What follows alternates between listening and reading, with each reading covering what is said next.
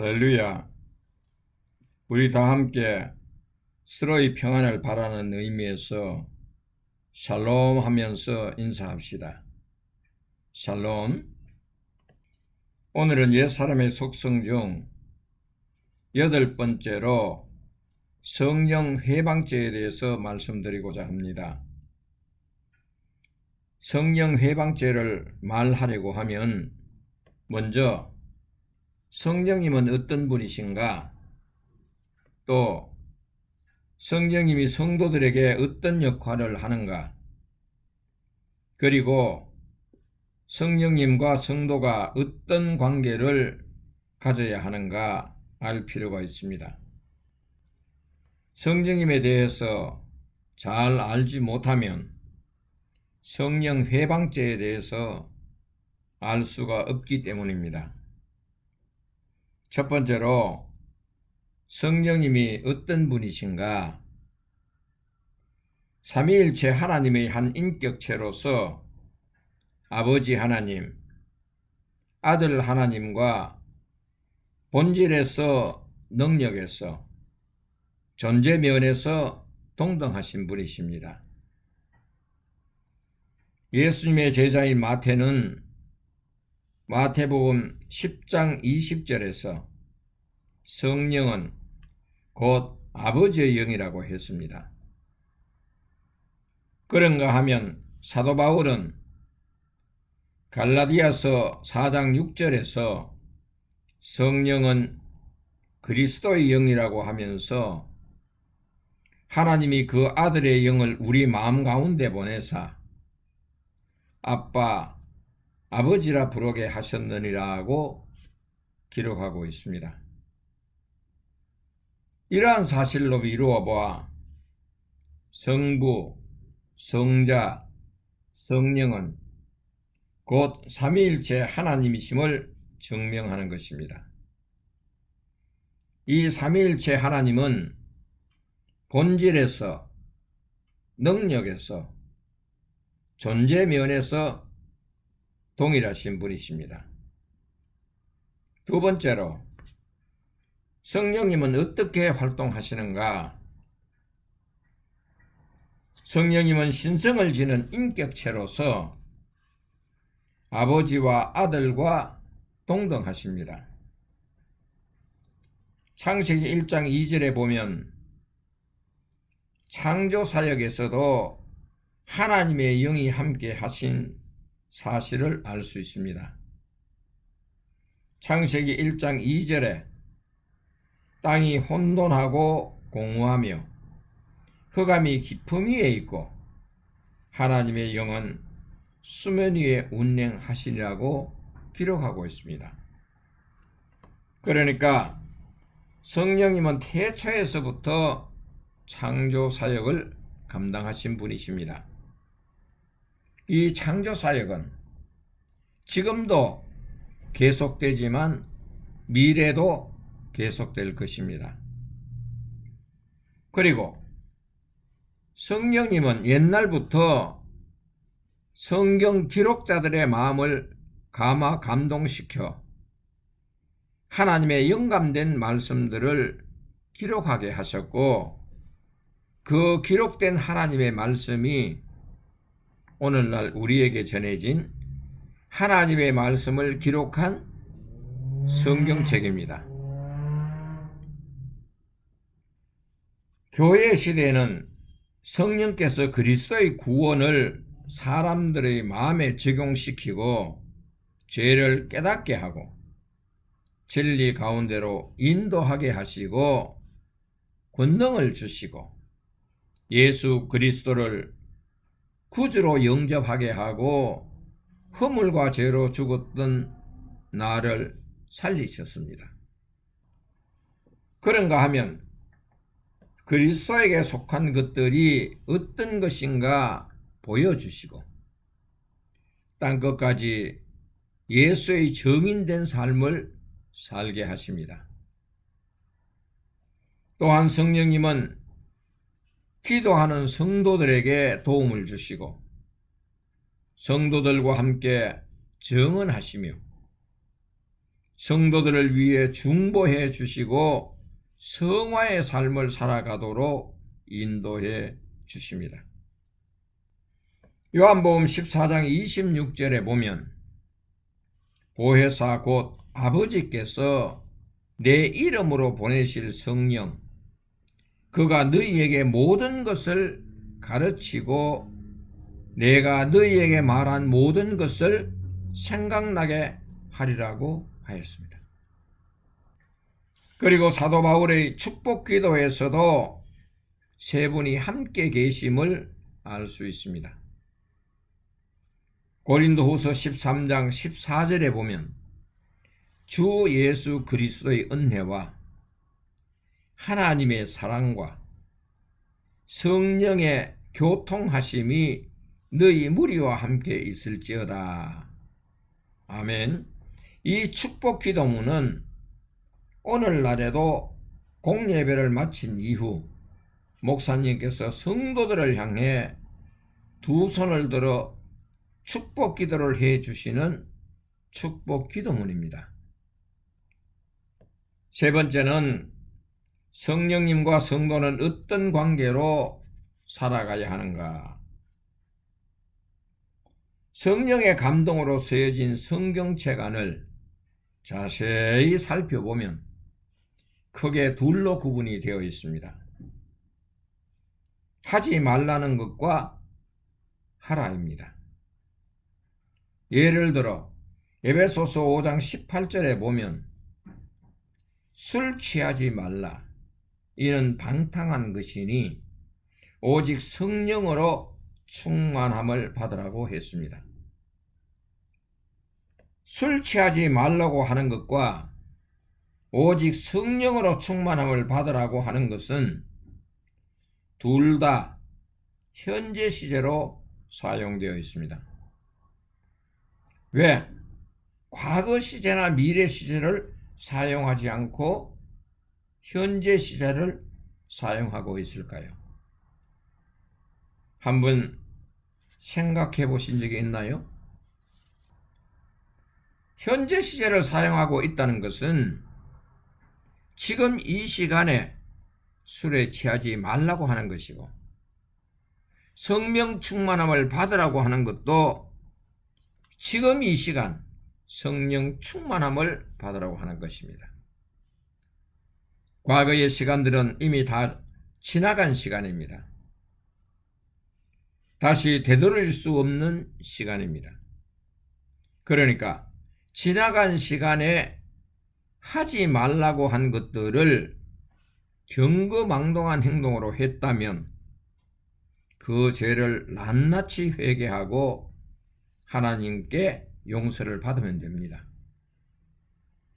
그리고 지난 시간에 하라고 한 것들을 하였다면 지금 이 시간도 계속 하라는 것입니다.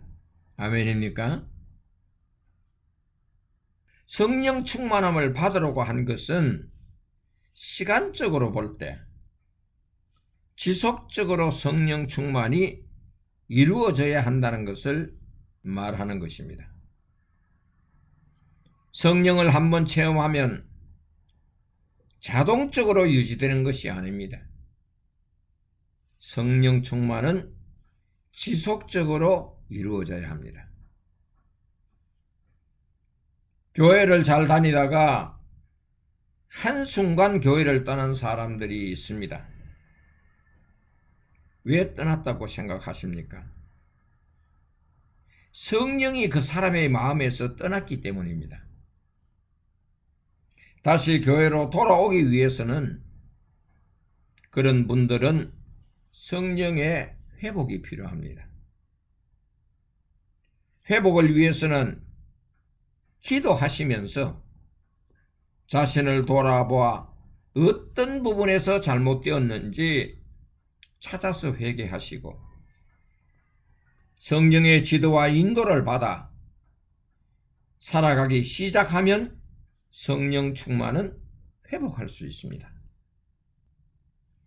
바울이 에베소서 5장 18절에서 말한 성령으로 충만함을 받으라고 한 것은 모든 성도들을 향해서 한 말입니다. 그 말을 받아들이는 측면에서는 개인에 따라 다릅니다. 성령의 음성을 듣고 순종하는 사람이 있는가 하면 불순종하는 사람들도 있습니다. 불순종하는 사람들이 왜 불순종을 하느냐? 육체의 욕심을 따라 살기 때문입니다. 육체의 소욕이 자신을 지배하는 한 성령 충만은 이루어지지 않습니다. 바울은 갈라디아 교인들에게 이렇게 편지를 했습니다. 내가 이르노니 너희는 성령을 따라 행하라. 그리하면 육체의 욕심을 이루지 아니하리라. 갈라디아서 5장 16절의 말씀입니다. 육체의 욕심을 따라 살게 되면 성령은 자신에게서 떠납니다. 그리고 성령의 음성 듣는 일에 무감각해지면서 죄를 지어도 전혀 죄책감을 느끼지 못합니다. 그러나 성도 개인이 성령으로 충만해서 성령의 지시와 인도를 받고 말씀에 순종하게 되면 죄는 멀어집니다. 그러나 지체를 불의의 무기로 내어주게 되면 다시 죄를 짓게 됩니다. 바울이 로마서 6장 13절에서 말했듯이 너희 지체를 불의의 무기로 죄에게 내어주지 말고 오직 너희 자신을 죽은 자 가운데서 다시 살아난 자와 같이 하나님께 드리며 너희 지체를 의의 무기로 하나님께 드리라고 했습니다. 믿음을 가진 자가 성경 말씀에 얼마나 순종할 수 있느냐?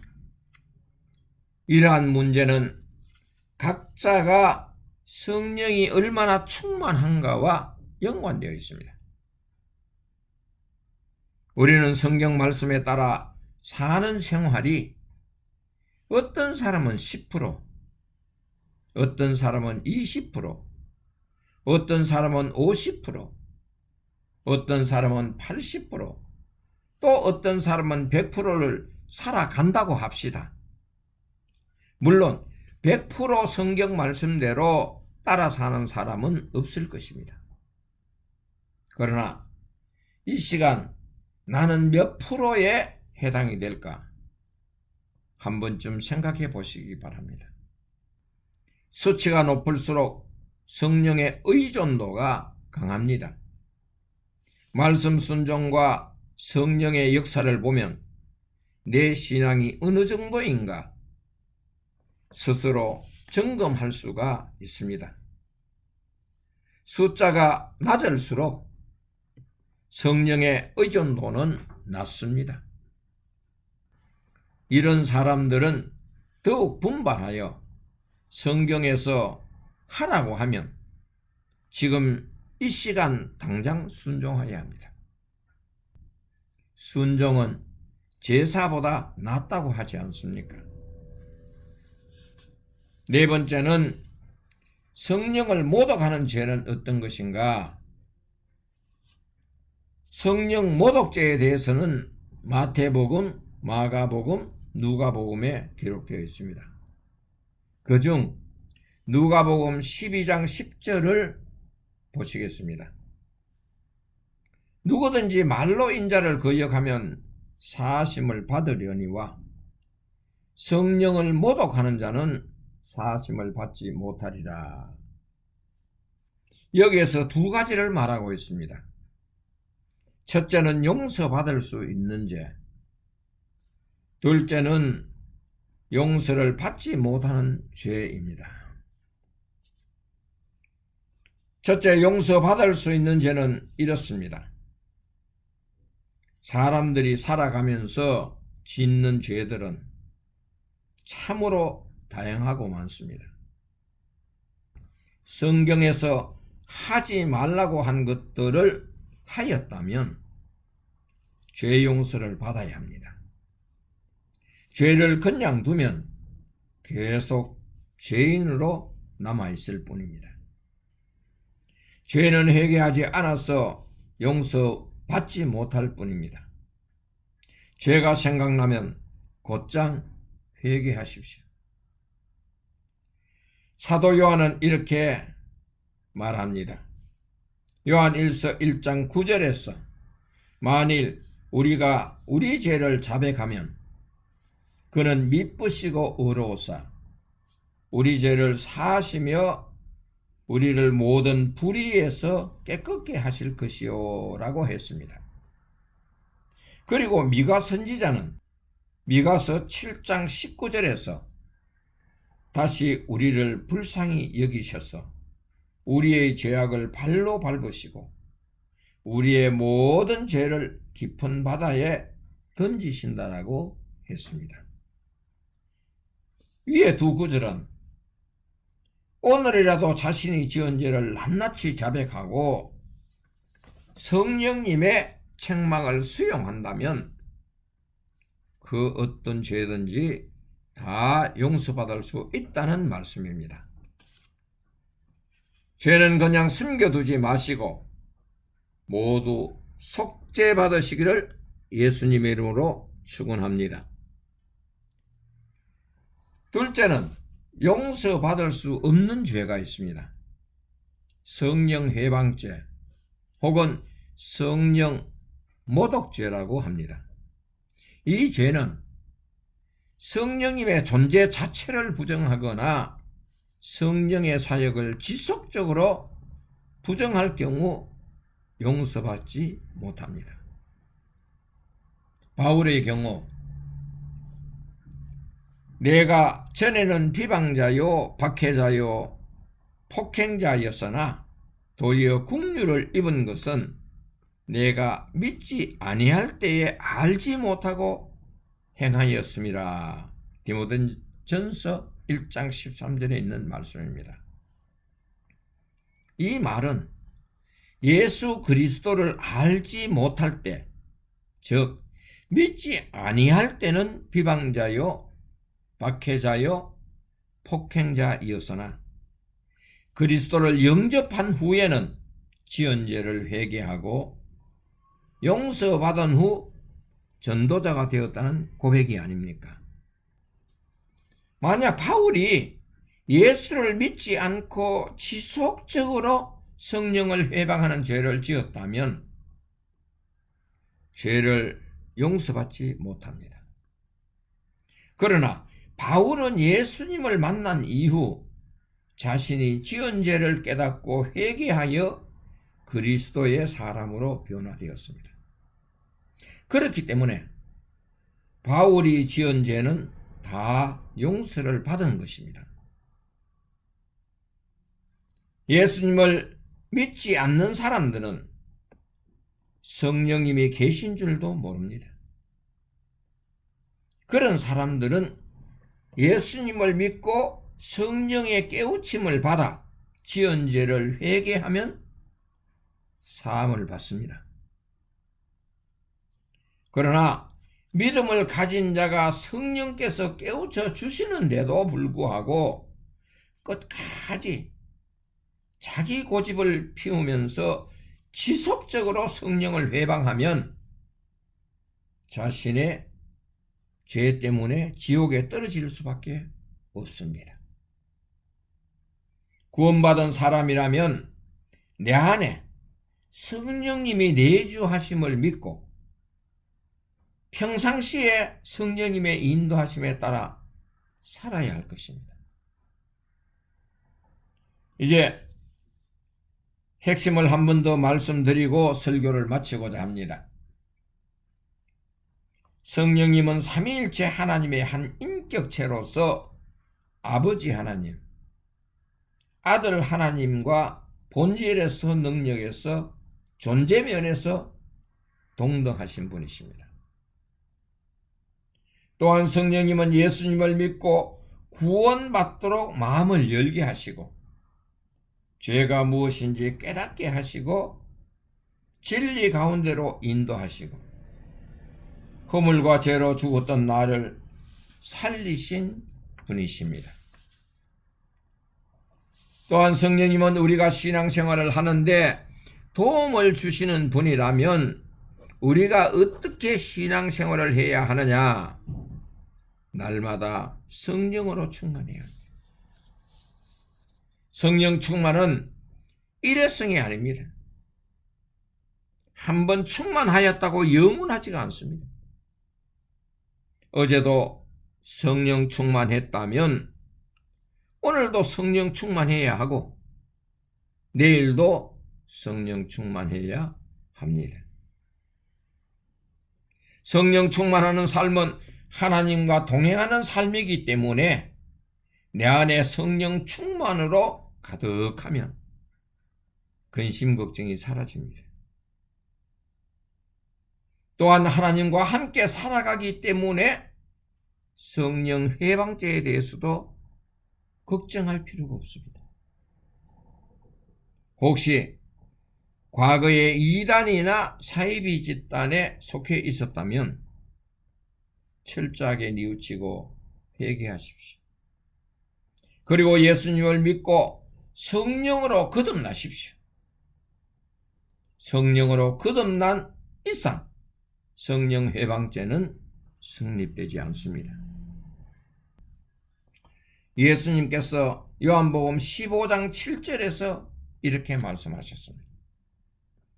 너희가 내 안에 거하고 내 말이 너희 안에 거하면 무엇이든지 원하는 대로 구하라. 그리하면 이루리라. 아멘입니까?